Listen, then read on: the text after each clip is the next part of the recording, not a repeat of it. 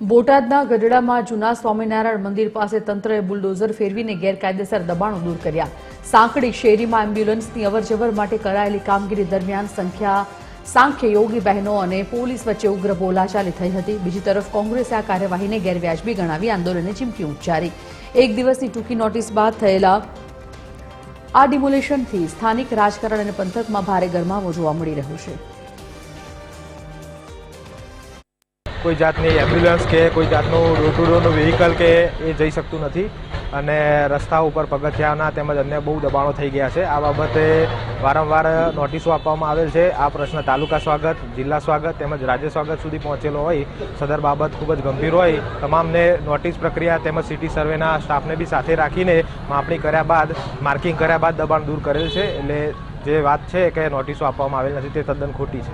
આ મંદિરની સામે જે સાંખ્યોગિક બહેનો જે રહેવાનો જે વિસ્તાર છે તેમાં કોઈ બે વ્યક્તિના કારણે આખી શેરીમાં ડિમોલેશનનું કામ આજ ધર્યું છે નગરપાલિકા દ્વારા। નગરપાલિકાના ચીફ ઓફિસર શ્રી મામલતદાર શ્રી દ્વારા આ કરવામાં આવ્યું છે।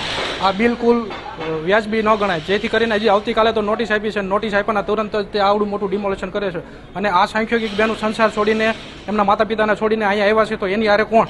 જેથી કરીને અમે કોંગ્રેસ એમની સાથે ઊભા રહીને અત્યારે અમે ઊભું રખવાની પ્રયાસ કર્યો છે, પણ આ તંત્ર કોઈનું સાંભળતું નથી।